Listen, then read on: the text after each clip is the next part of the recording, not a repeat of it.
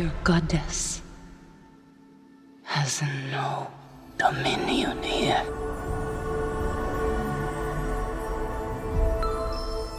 عارفين انتوا الافلام اللي بتحكي عن الافلام والسينما زي افلام سينما باراديسو او فيبلمنز مثلا، دايما بيبقى في لقطه كده بطل الفيلم وهو طفل بيتعرض للسينما فيها لاول مره في حياته، وبعدين بيحصل بقى المشهد المشهور ده اللي بتظهر على ملامحه فيها علامات الانبهار، ومعاها بيبدا افتتانه بالسينما وحبها. انا افاتار 2009 كان الفيلم ده بالنسبه لي. افاتار الاول يعتبر اول ذكرى سينمائيه موجوده في دماغي، وواحد من اكتر الافلام اللي شفتها في حياتي، مناصفه يمكن مع لا لاند وهاري بوتر. عشان كده لما نزل الجزء الثاني في 2022 يوم حضوري له كان اشبه بيوم عيد حرفيا، اللي هو اخيرا انا رايح اشوف العالم اللي فضلت منبهر بيه طول طفولتي لاول مره على الشاشه الكبيره. ووقتها حبيت الفيلم جدا، وبعيدا عن مدى جوده صنعه جزء كبير من حبي له كان راجع لحاله النوستالجيا اللي كنت بشوفه بيها. السنه دي السلسله بتكمل وبنرجع للمره الثالثه لعالم بندورا الساحر، بس المره دي بصراحه سحر العالم لوحده ما كانش كفايه علشان يخلق تجربه مشاهده مرضيه. فيلا نتكلم عن الجزء الثالث من سلسله افاتار فاير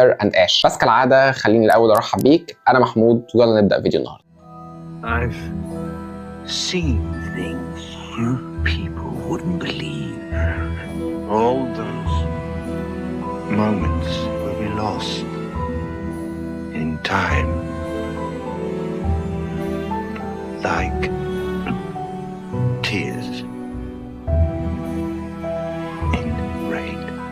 افاتار فاير اند اش فيلم خيال علمي مغامره واكشن من اخراج جيمس كاميرون وبطوله سام وورثينغتون، زوي سالدانا، ستيفن لانج، واونا تشابلن. احداثه بتبدا مباشره بعد نهايه المعركه اللي ختمت الجزء الثاني واللي مات فيها نيتيم ابن جيك سولي ونتيري. دلوقتي السوليز عايشين وسط قبيله الميه، وكل واحد منهم بيحاول يتعامل مع حزنه ويتعايش مع حاله الفقد اللي تعرض ليها، لكن الوضع مش بيفضل هادي كتير، خصوصا لما بطريقه ما سبايدر ابن الكولونيل كوريتش الطفل البشري اللي نشأ ما بين شعب النيفي واللي عايش مع السوليز بيلاقي طريقه يتنفس بيها من غير قناع بشكل بيخليه مطمع للسكاي بيبل اللي بيطوروا ادواتهم بقياده العائد من الموت للمره الثالثه الكولونيل كوريتش اللي بيتولى مهمه القبض على سبايدر من اجل دراسته، بالاضافه لاخذ طاره من جيك سولي اللي تسبب في موته مرتين. في نفس الوقت ده بنشوف قبيله جديده بتظهر في الصراع اسمها قبيله الرماد، ودي قبيله مرقه ومتمرده على كل اعراف وتقاليد اهل بندورا، وولائها التام هو للنار ولقائدتهم فرانك اللي بتسعى بدورها للسيطره على شعب بندورا والتخلص من التورك ماكتو وجيك سولي.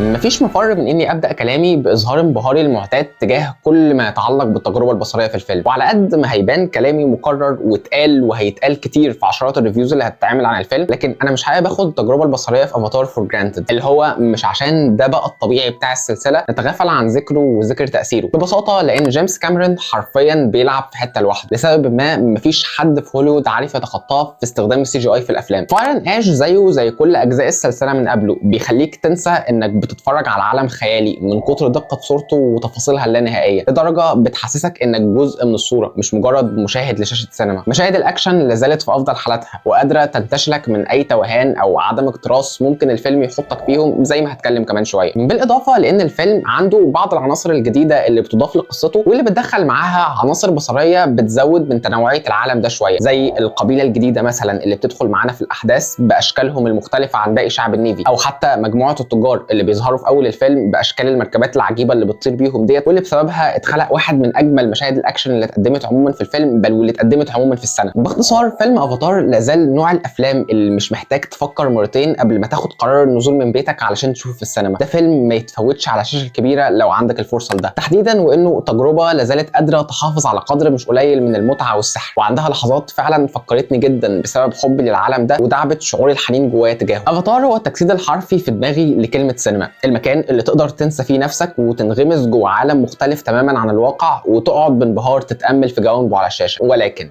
بس قبل ما اقول ولكن ايه، خليني اكد انه كل مشاكلي اللي هتكلم عنها دلوقتي مش بتنفي ابدا حبي للفيلم، ومش بتعني باي شكل من الاشكال ان الفيلم ده وحش. اللي بيخلي افلام افاتار السابقه افلام ناجحه ومؤثره وعايشه في ذاكرتنا لحد النهارده هو قدرتها على الحفاظ على عنصر الابهار اللي بيساعد المشاهد يتغافل عن اي عيوب فيها عموما، بل وبقصد ما يركزش فيها. انا مثلا عمري ما فكرت وانا بشوف افاتار لا في قصه ولا في شخصيات، ببساطه لان ده مش مهم هنا. المهم هو جرعه السحر اللي بتحصل عليها اثناء المشاهده. جرعه السحر في الجزء الاول كانت ناتجه عن استكشاف حدود العالم، وفي الجزء الثاني كانت ناتجه عن اكتشافنا ان العالم ده لسه كبير ومترامي الاطراف ولا زال قابل للاستكشاف. الجزء الثالث بقى هو مش اكتر من امتداد لكل الاحداث اللي حصلت في الجزء الثاني، هو بصراحه امتداد اقرب للاعاده، وعلى عكس ما توقعت صعب الانبهار بنفس الحاجه 3 مرات ورا بعض، مع الاخذ في الاعتبار انه المده الزمنيه ما بين واي اوف ووتر وفاير اند اش مش كافيه عشان تخلي العالم ده يوحشنا كفايه. بالنسبه لي الجزء الثالث من افاتار عنده 3 مشاكل اساسيه عايز اتكلم فيهم. المشكله الاولى هو انه مش بس احداثه بتدور في نفس المواقع اللي دارت فيها احداث الجزء الثاني بدون اضافه اي جديد ليها الا شويه تفاصيل بسيطه كده، بل انه قصتنا نفسها هي نفس قصه واي اوف ووتر بدون اي ابتكار، نفس الصراع اللي فيه جيك سولي بيحارب القوى العسكريه اللي جايه تحتل الكوكب، ونفس التخبطات العائليه الناتجه عن تزمت بطلنا في تربيه اولاده وحرصه المرضي على حمايتهم. ده بيخلي الفيلم قابل للتوقع بشكل مزعج، اللي هو انا كنت هنا قبل كده، انا عارف ايه اللي هيحصل. وده ياخدنا للمشكله الثانيه، انه مفيش اي احساس بالمخاطر اللي بتنشا على مستوى الرحله، لانه الفيلم بيعلن عن توجهه من الاول، مفيش اي شخصيه هيتم التضحيه بيها في الجزء ده، فاصبحنا عايشين في دوامه تسلسلها كالتالي: حاله هدوء متبوعه ببدايه معركه بتفرق ابطالنا عن بعض، عشان مع تفرقهم واحد منهم يقع في الاسر وننطلق في رحله علشان نحاول نحرره. التسلسل ده حرفيا هو الفيلم بلا اي زياده او نقصان، بيخلص وبنرجع نعيده لحد ما الفيلم يخلص. والفكره انه فيلمنا كان عنده المقاومات اللي تسمح له بالابتكار في احداثه، وده ياخدنا للمشكله الثالثه اللي هي الرغبه الدايمه في تسطيح اي عقبات ممكن ترتقي بجوده مسار احداث الفيلم. يعني عدوا معايا، عندنا مثلا شخصيه زي شخصيه كيري، احد اكتر شخصيات الفيلم اثاره للاهتمام نتيجه لظروف ولادتها الغامضه وعلاقتها الغريبه بالكوكب، واللي بتمكنها من التحكم في قدرات خارقه. فيلمنا بدل ما يطور ده بيفضل يرمي الشخصيه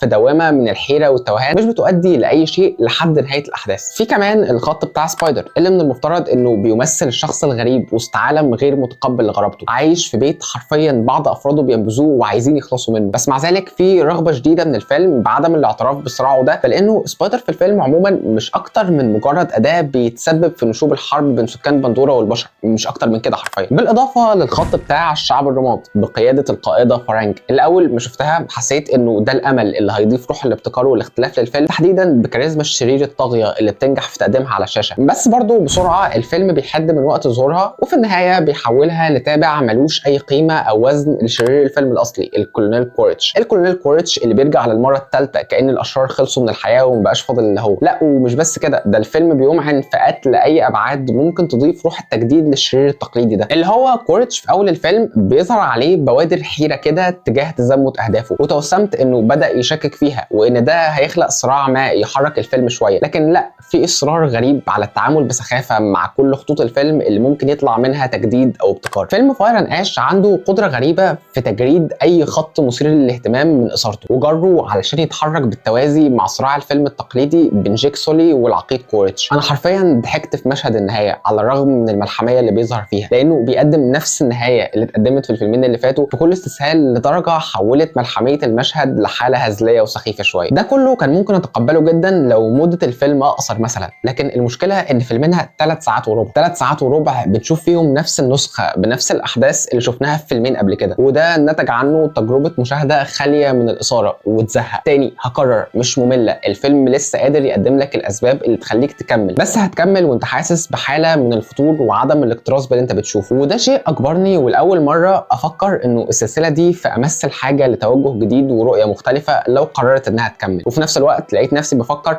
انه انا محتاج اشوف برضو جيمس كاميرون بره العالم ده شويه واعيش ابتكاراته في تجارب تانية، لانه من الواضح انه قدم كل اللي يقدر يقدمه لعالم افاتار وما اعتقدش هيقدر يقدم اكتر من كده. في النهايه ده ما كانش الانطباع اللي كنت احب اطلع بيه من فيلم الواحده من سلاسل المفضله في الحياه، وحقيقي انا كنت عايز احب الفيلم اكتر. بس خليني اكرر للمره اللي مش عارف كام، الفيلم لازال تجربه ممتعه وتستحق المشاهده جدا على مشاكله، ورحله سينمائيه لازالت قادره تحتفظ بكتير من سحرها. بس فعلا التطوير والمغامره هم اكتر عنصرين هحتاج اني اشوفهم لو هيبقى في فيلم جديد. عشان كده تقييمي لفيلم افاتار فاير اند اش هو 7 من 10. وبس دي كان كل حاجه عندي النهارده. لو وصلت لحد هنا شكرا جدا، يا رب تكونوا استمتعتوا. شاركوني برايكم عن الفيلم لو شفتوه. انا محمود وسلام.